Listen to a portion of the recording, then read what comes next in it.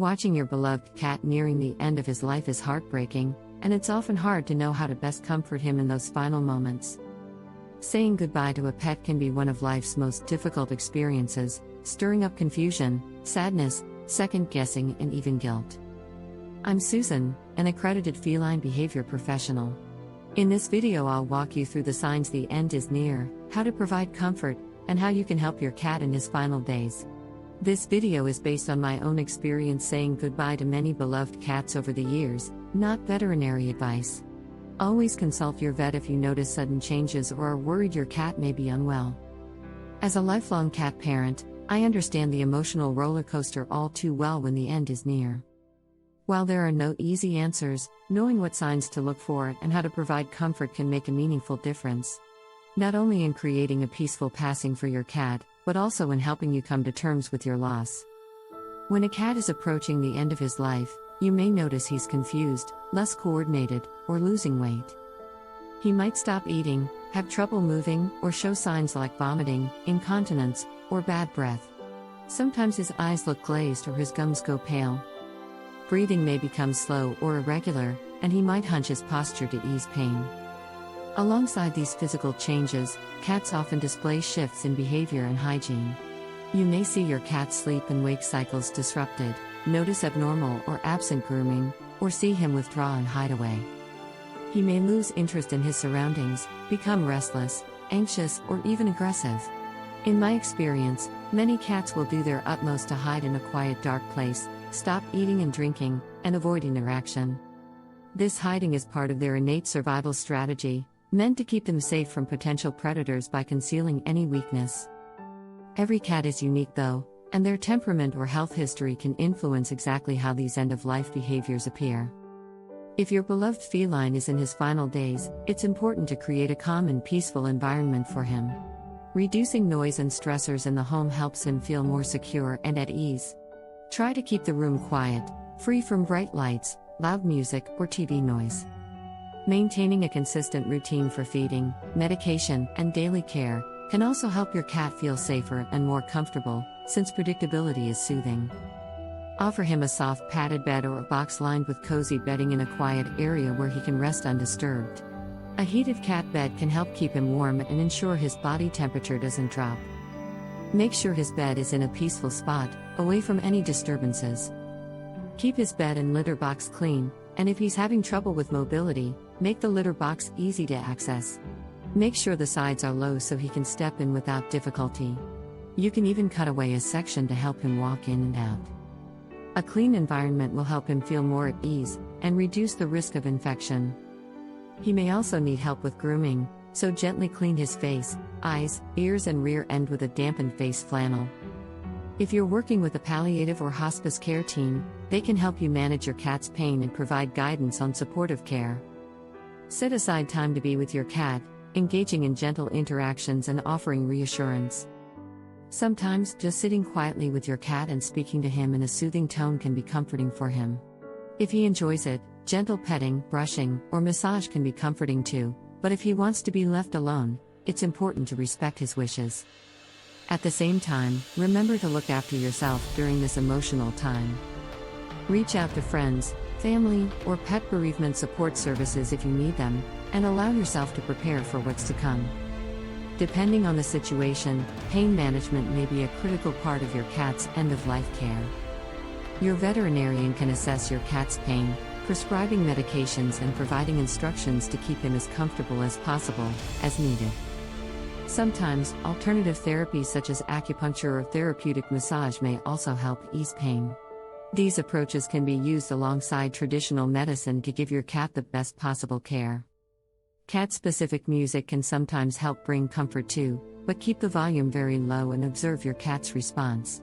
If it seems to unsettle or overstimulate him, it's best to turn it off and let him rest in quiet instead. Keeping your cat hydrated and nourished is important, even in his final days. Encourage him to drink by providing fresh water in an easily accessible bowl or drinking fountain. If necessary, you can use a syringe to give him small amounts of water. Offer small portions of wet food, or use gentle assisted feeding if your cat is struggling to eat on his own, but only if it's safe and appropriate for his condition. Sometimes a little tuna water or plain baby food can tempt a reluctant eater, but always confirm with your vet first to ensure every step you take is safe for your cat and supports his comfort and well-being. When our cat Jeffrey was losing his battle with chronic renal failure, I blended his wet food with water and syringe fed him a small amount with his meds every couple of hours. Our vet also prescribed subcutaneous fluids to keep him hydrated and anti-nausea medication to boost his appetite.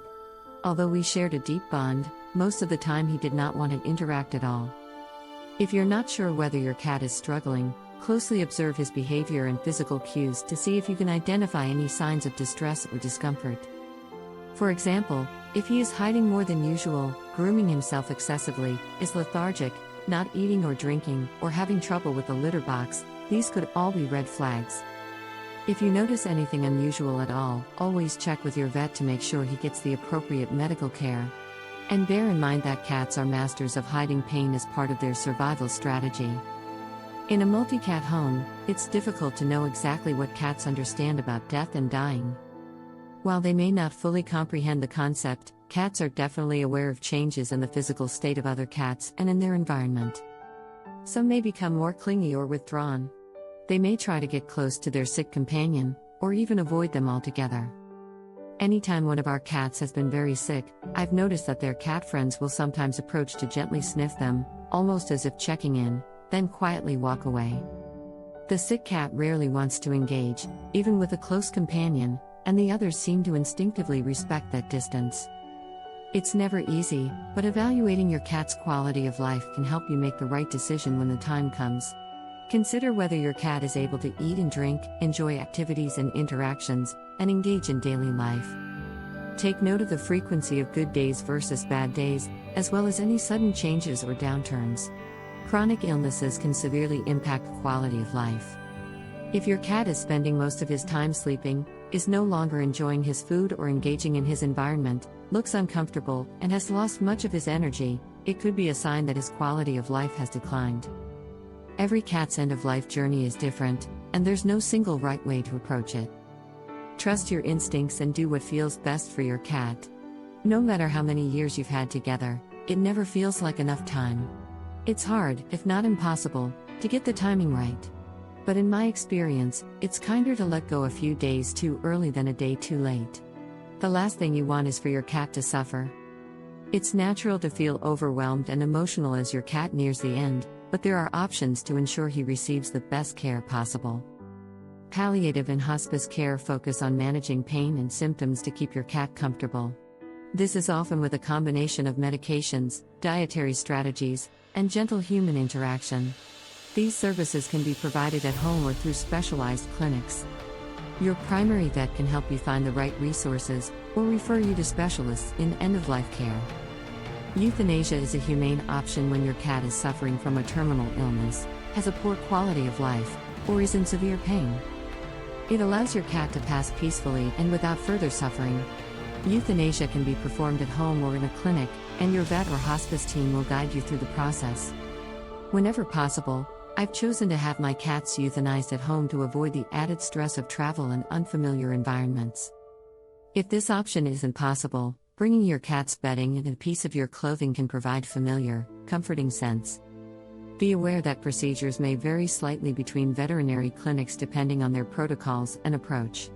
This is my experience of euthanasia. Your cat will first receive a sedative injection. If the vet doesn't have your cat's weight on file or you are not sure how much your cat weighs, they may have to weigh him to make sure the dosages are correct.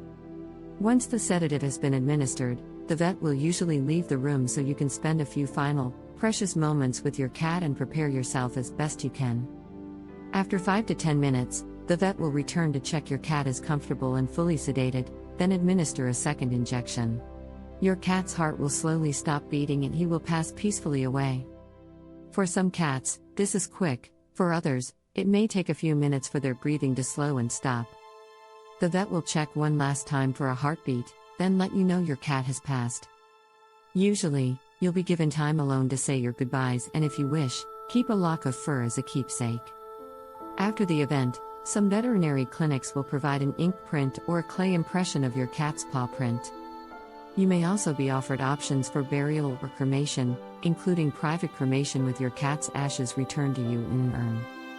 Although it's very hard, I believe it's important to stay with your cat during the entire euthanasia process. Your presence, your voice, your scent, your gentle touch, can provide immense comfort in those last moments. It's never easy. Some cats accept the situation calmly, while others rally unexpectedly, making you question your timing. But the most important thing is your cat's well-being. As heartbreaking as it is, euthanasia is an act of love, allowing your cat to pass without further suffering. If you find yourself in this awful position, my heart goes out to you. Try to make the decision with both your head and your heart in consultation with your vet, and take comfort in knowing you did your very best for your companion. If you found this video helpful, please hit the like button and share it with a fellow cat parent who needs to see it. Thanks for watching. Come see us at catanddoghouse.com/cats.